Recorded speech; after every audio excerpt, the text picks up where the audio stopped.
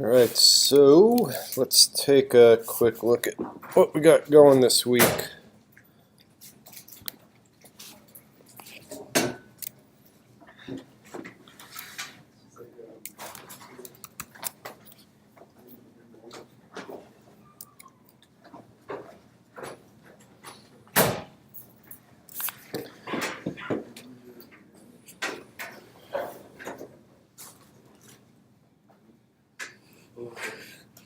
Alright, looks like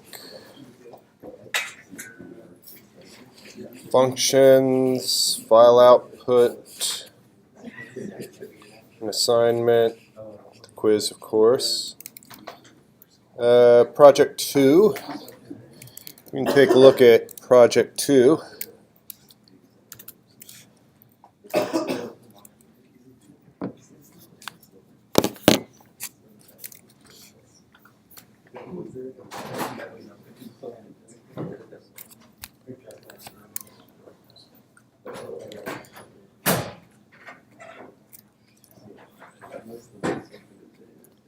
Alright, hopefully if you haven't done any real work on it, at least hopefully you've taken a look at it. Rock, paper, scissors, and then we had labs that actually could be directly rolled into the project, so if you're getting the labs done, that's helping you make progress on this. Displays both the computer and player choice and who won, asks if they'd like to play again. You're going to have to keep a fair number of variables because you have to keep track of player wins, losses, and ties. And then when they say they don't want to play any longer, you go ahead and say how many times they won, lost, and tied. And you also need 3 variables to keep track of the number of rocks, papers, scissors that the player had selected. And then there's some extra credit there.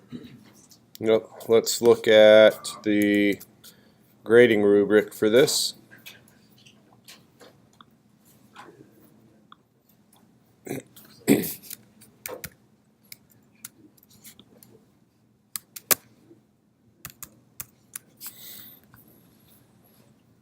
Compiles, runs.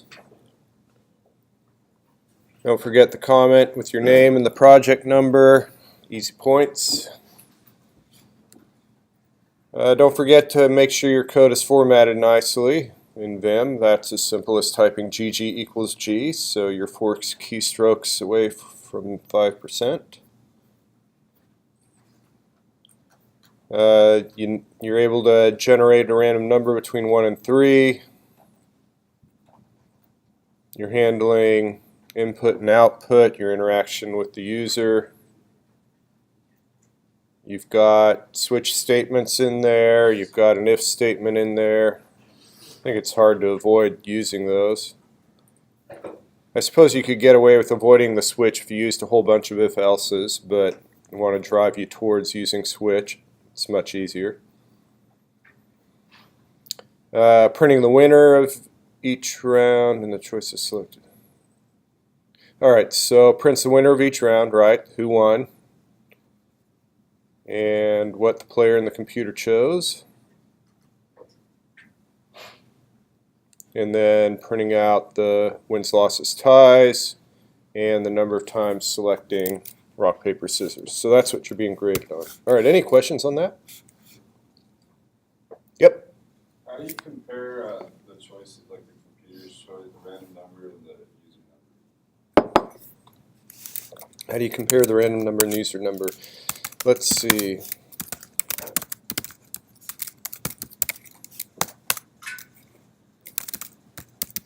Oops, what's going on? Oh, I don't have. It's weird, I put a semicolon on it.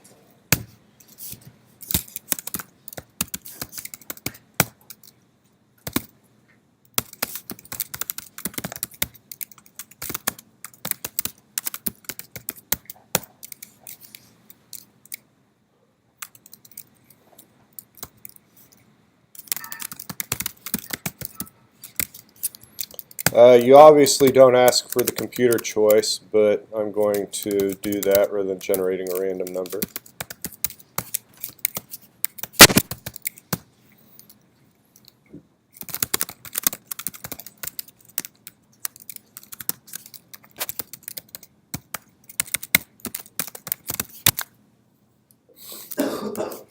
And I'd certainly expect your interaction with the user to be more than just asking the word player.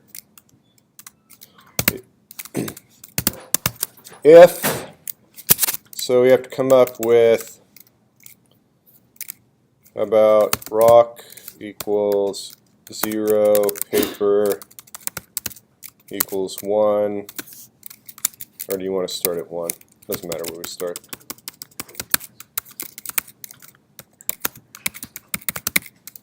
Scissors equals 3. If player, whoops, what is it? Player choice equals 1, and computer choice equals 1.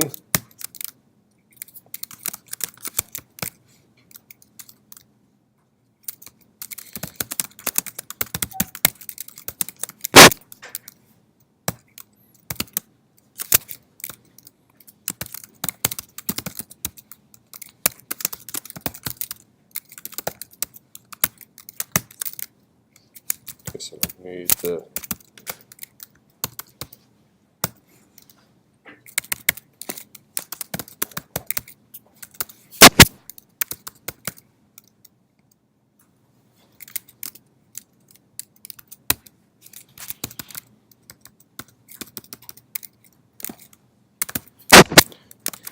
so I could do that, and I suppose I could do an if statement for every one of those. I can combine these though, use complex compound expressions. So I could say or, do a little copying,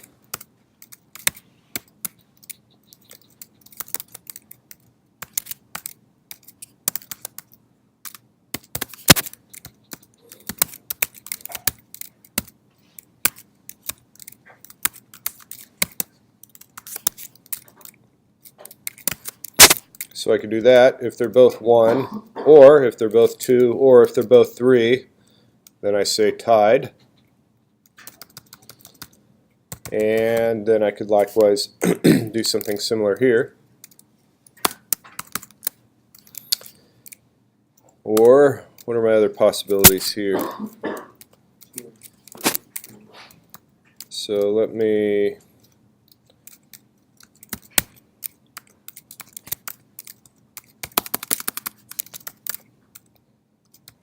put that there. That's going to be or. Alright, so rock, what is this, paper and scissors and rock. Does that look right? Those are all the losing combinations. And for this one I'll say etc. So I've got everything covered except I've only partially got the U1 covered. We can go ahead and test this. Actually, let me ask a question. So the way I read lines 15 through 17 is if player choice is 1 and player choice is 1, or if player choice is 2 and computer choice is 2, or player choice is 3 and computer choice is 3. Another way of reading it is if player choice is 1 and computer choice is 1 or player choice is 2, and computer choice is 2 or player choice is 3.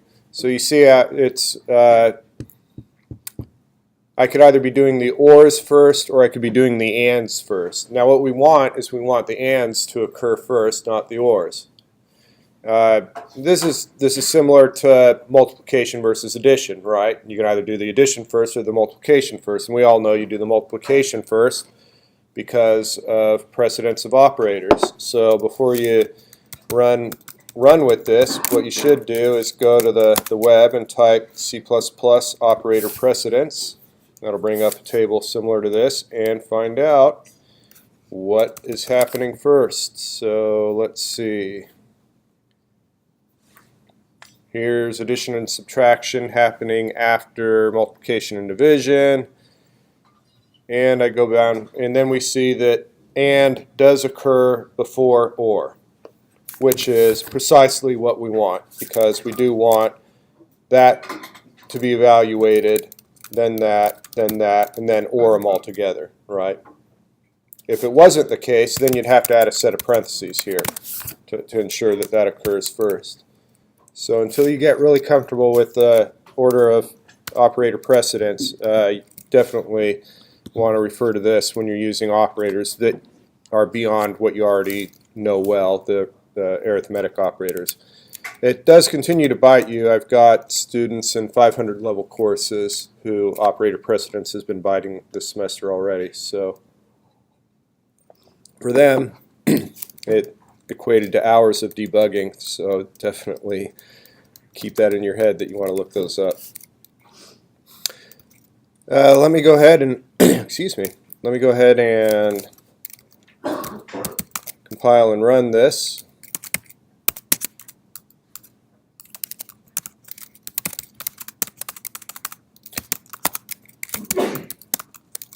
So I can stretch that over a bit more.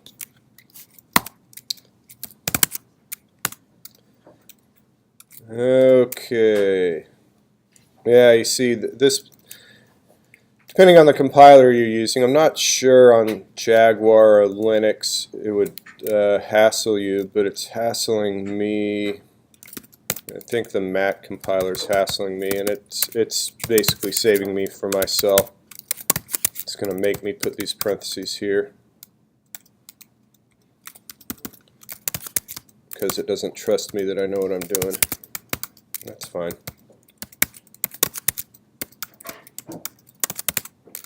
Doesn't look as nice when I split the screen. There we go. Now that looks nice. All right. The computer chooses rock, and I choose scissors, and I lost. Tied, so forth. Yes? For the first one at least, couldn't you have just done if player choice equals computer choice? You could do that, absolutely. So let's comment this out.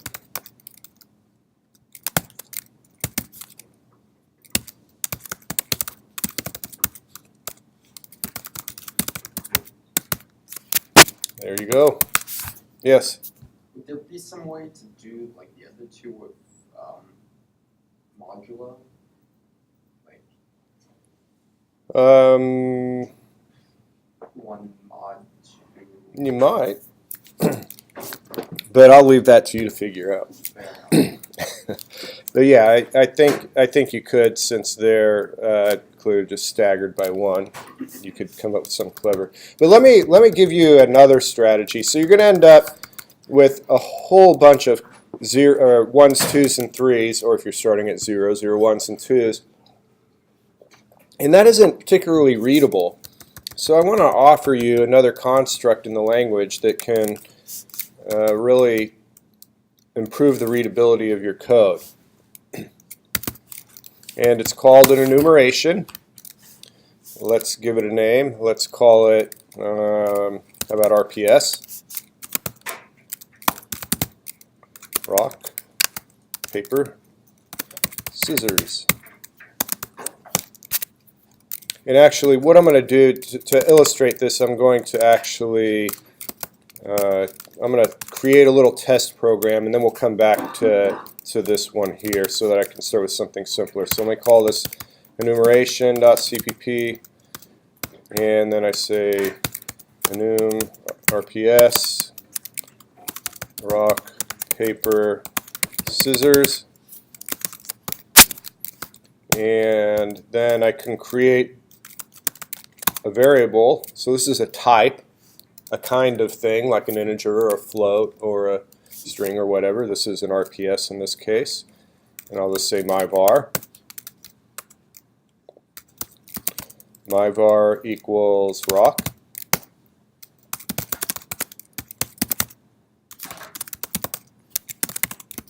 Come over here and compile it. Let me make my prompt a little smaller.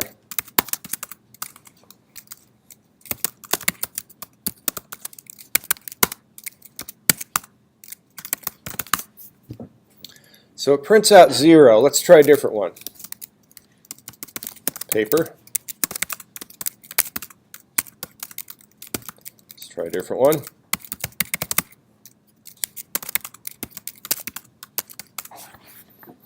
So this enumeration, RPS, is its own type. However, it will very readily reduce down to a normal integer.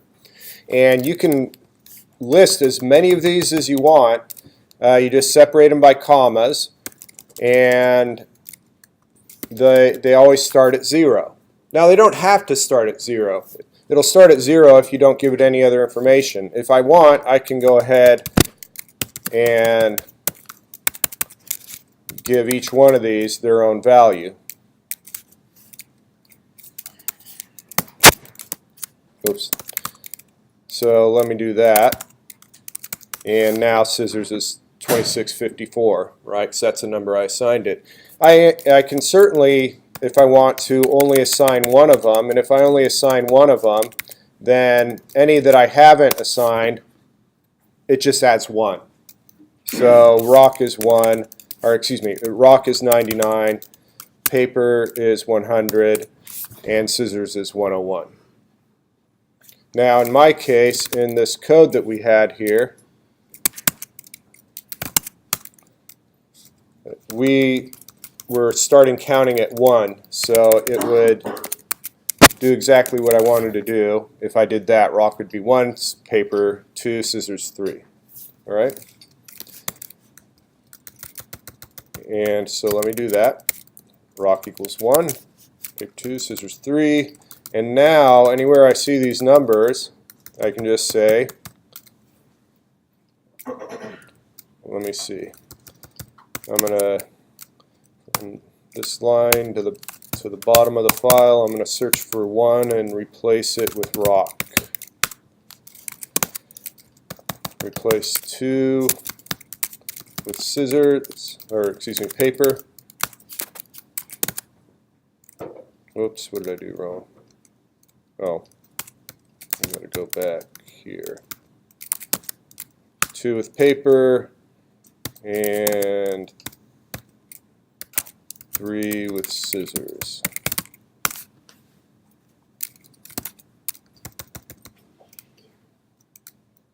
Now, this looks a lot more readable, I hope. Note that I didn't put these in double quotes because that is saying that player choice is equal to the string rock, right? So something in double quotes is already a thing, it's a string, and you don't want to put these enumeration values in double quotes. They're just to be written as if they were variables, essentially. And in a sense, they are variables, except they're kind of hard-coded variables that you aren't allowed to change. Rock will always be 1, paper will always be 2, and so forth. Any questions on that? So I definitely would invite you to take advantage of enumerations for this project and making it more readable.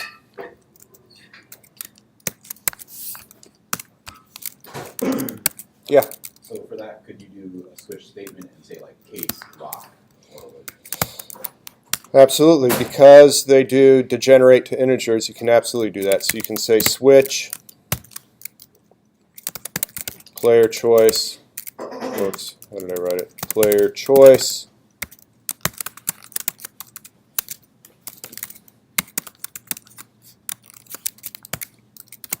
case rock, reg 2yy, put paper, scissors,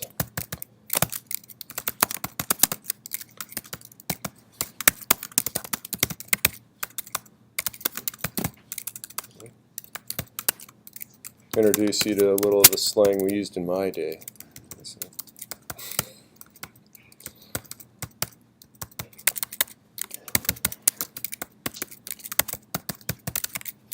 I'm not quite quite sure how to spell that word. I've never written it before.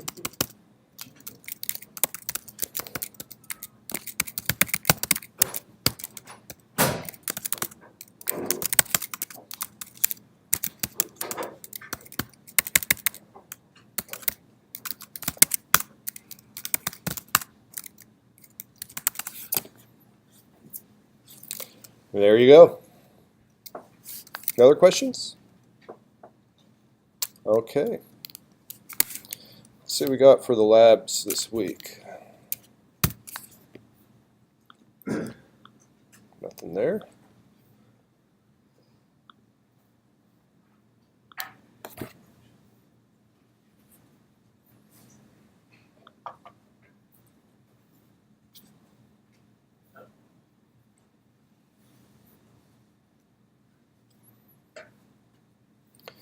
Lab 8 and Lab 9.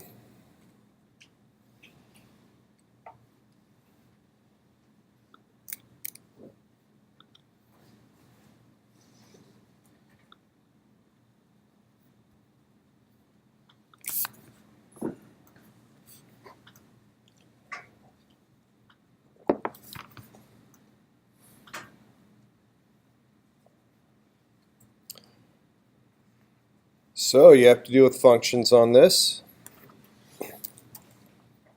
Let's see what Lab 9 is.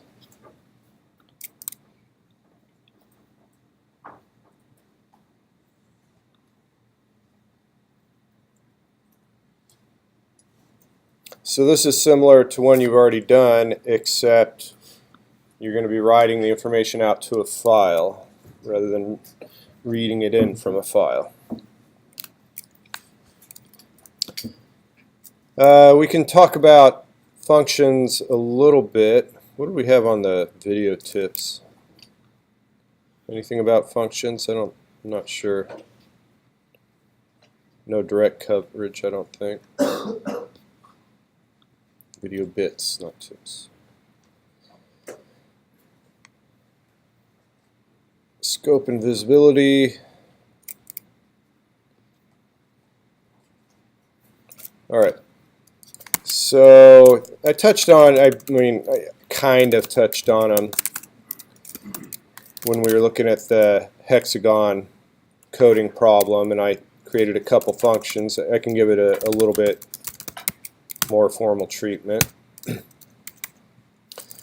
There are functions.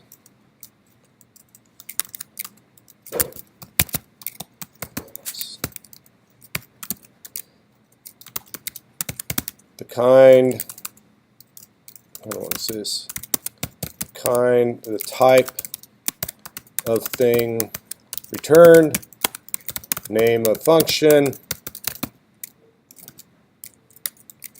parenthesis, type var1, type 2, var2, whoops, and on into the sunset. Okay. So you have to think there are a lot of similarities with mathematical functions. How I would do that, how I'd write that mathematical function in C++ is I'd have to say the kind of thing the function returns. Now, that's kind of implied here that they're just real numbers, so I guess you could say it's a float being returned. And the name of the function is f, and what it takes as arguments are x and y, but we have to say what kinds of things x and y are, so we'll say that x is a float and y is a float. And then the body of the function is in curly braces. And so maybe I'll create a variable in here called the answer. What is, for some reason I'm having a difficult time naming things properly. There. Give that as a comment. And then the answer is equal to x times x plus y. And then I return answer. All right, So there's a C++ equivalent of the mathematical function. And of course, this can be arbitrarily complex. Just about anything you can use in the language you can put in there. So you could have 1,000 lines of code in the function that are opening files, talking with other computers, doing mathematics. Sky's the limit. I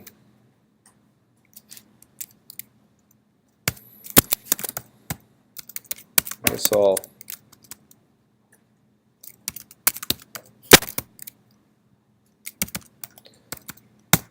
start working with this a little bit. So let me create a couple variables. Actually, let me ask the user for them. First number,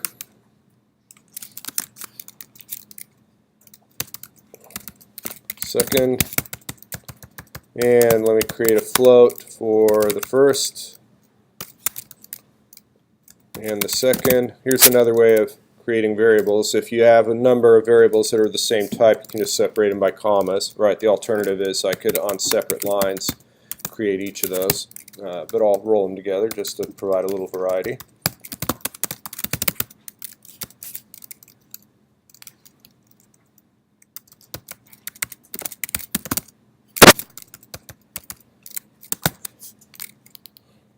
And then I guess I can create a float for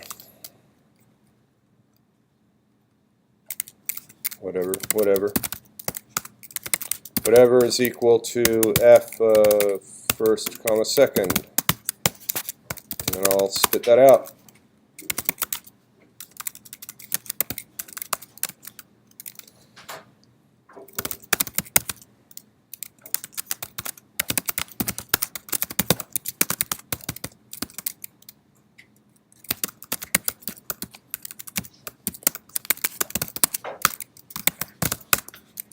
First number 3.14, second 99, and the answer is 108.86.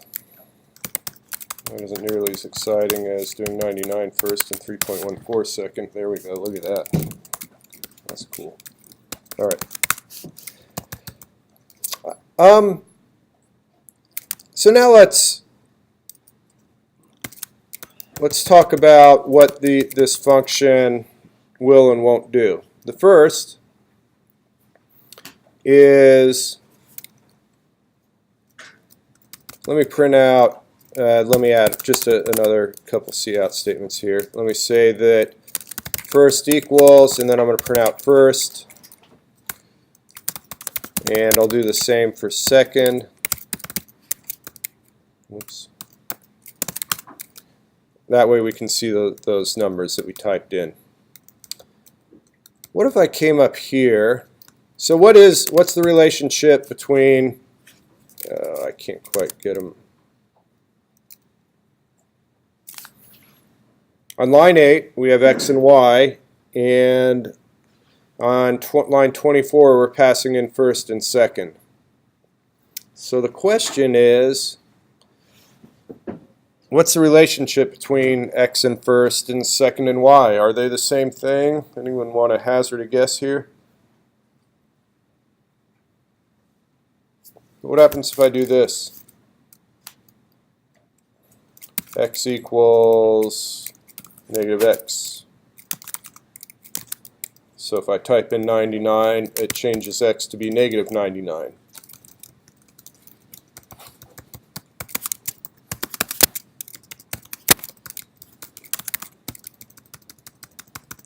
Will first be 99, or will first have been changed as well? So that's what the question is that I'm asking. What's your guess? I say first is still 99. Say first is still 99. All right, let's put you on the spot. First number 99, 3.14, and you're absolutely correct. It's still 99. When negative 99 times negative 99 still be the same thing as 99 times 99. It would, but that's not the change I'm making to x. However, let me go ahead and do this. How about that?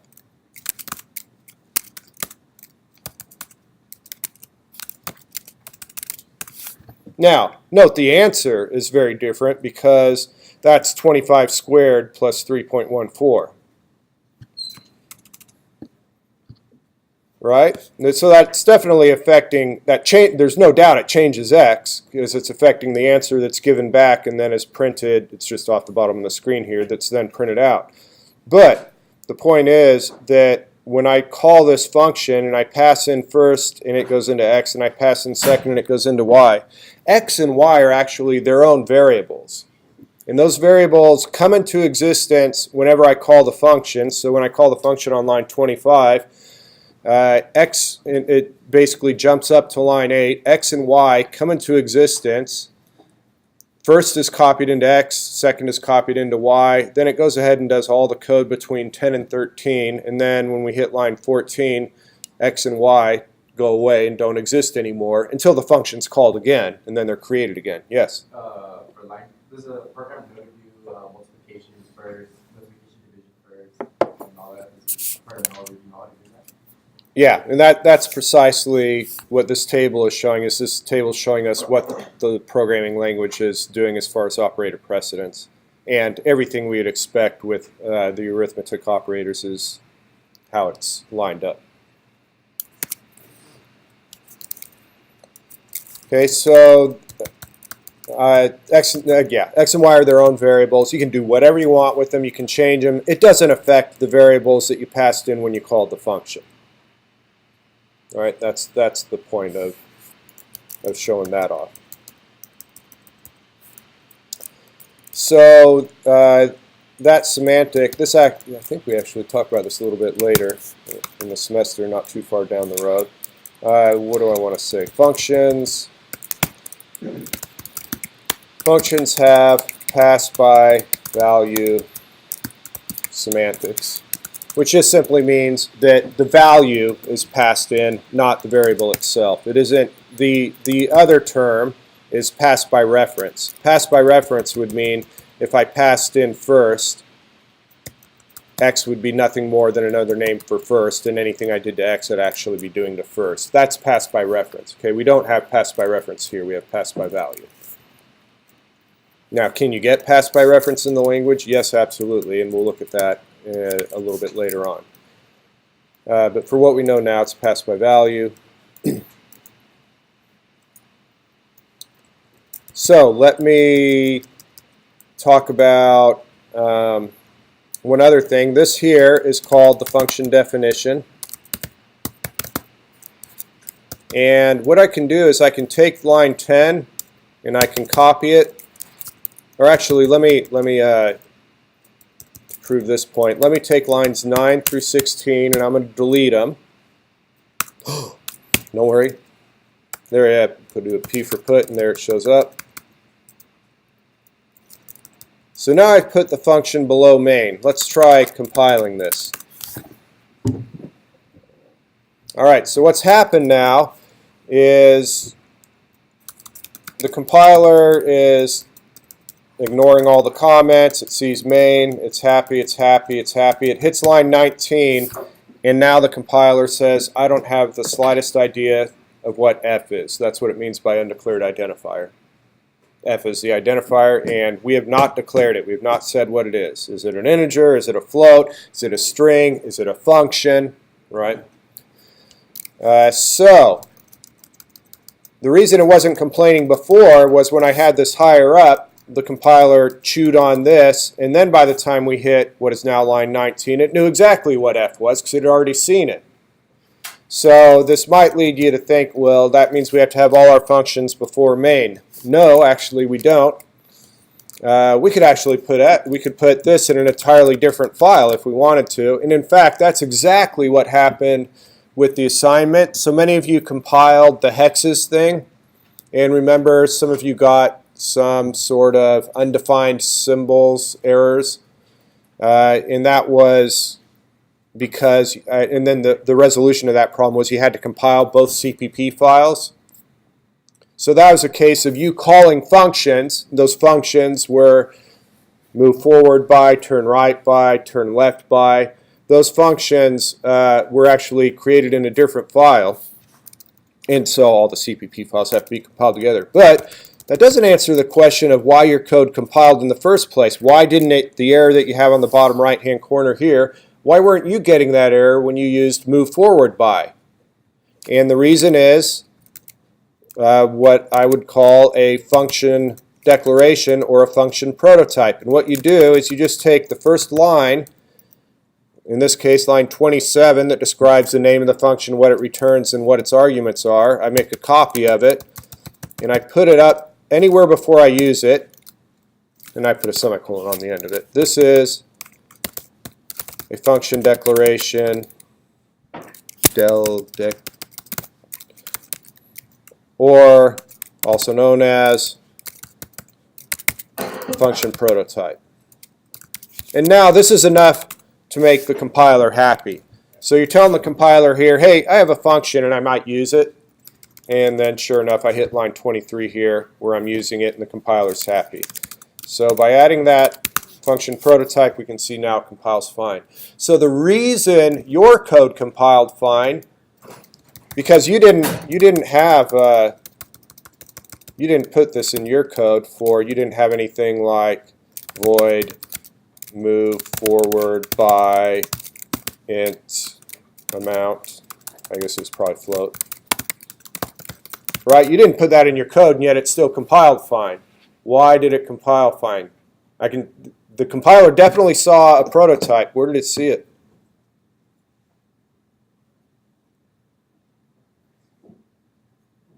The other file. Well, it's in hexagon.cpp to be sure. But hexagon.cpp, even though you put them both on the G++ line, they are compiled at different times. Really, I could compile hexagon.cpp on Tuesday, your code on Wednesday, and I could link them together on Thursday. But the question is, when I'm compiling yours, why did it compile if I did not ask you to put this line in there? I don't know that I asked you, but the code I provided had a statement in there that accomplished this. Let's look at it. No, so that was a function you created. The void hex was just a function you created. And void, by the way, was just saying the function doesn't return anything. In our function f here, this is saying it returns a floating point number. This is just simply saying this function isn't giving anything back, which I suppose is useless in mathematics, but handy in computer programming. Let me see if I can find that. Was it hexes in CPP? All right. So let me make a directory hex, cd hex, and then tar xvf downloads hexes in CPP. All right, let's look at, so draw hexes. .cpp was the sample program. Here it is. The functions are being used, but I don't have anything like line 14 on the left side. Why is it working? Yeah. They include. Let's actually look at that. These are all function prototypes. That's why it works. And that's why you have include statements. The purpose of include statements are to provide information to the compiler so you're able to use things that aren't in your file or not before main or whatever you want to, however you want to say it. So when you pound include IOStream, it's about, I don't know, 15,000 lines of telling you all the things you can do with cin and cout and ENDL, right? And why so many lines? Because there's a lot more to input and output that you all aren't using. So there's no guarantee. By putting a prototype doesn't mean you have to use it. It's just telling the compiler, hey, should I decide to use it, this is what it looks like. Let me actually prove that. Let me create a function. What do we want? We'll have this function return a character, and we'll call this function this, and we'll have it take an integer this and a float that. Okay, that's definitely garbage, and that's definitely not a function I've written, but, whoops, I gotta go up one. And it compiles just fine. So this is a function prototype. A function prototype is not a promise that you'll use it. It's just telling the compiler, hey, should I decide to use it, this is what it looks like. I haven't used it, so there's no problem. Now what happens if I try to use it? I guess I can try to use it. Let me just make it the first thing here. I'm going to have to copy it. So I have to provide it an integer. How about 32? I have to provide it a float. How about 3.14?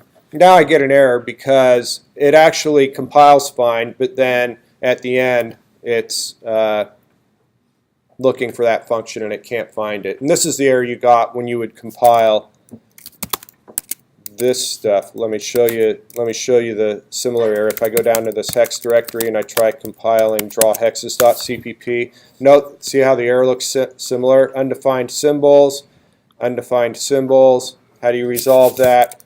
You have to have the source code for all the functions. It'll compile this one, then it'll compile this one, and then it'll link them all together. And this error is that it can't link things together because you haven't given it enough code. Yeah? So your hexagon.h is your hexagon.cpp? My hexagon.h is merely the prototypes. So what does hexagon.cpp contain? This is the function declarations, so hexagon.cpp must contain the function definitions. Oh, And if I open up hexagon.cpp, we can see I've got some fancy stuff in here, but right here, right, there's the beginning of this function. Here's the open curly brace. Here's the code for it. Here's the next function. Turn right by, turn left by.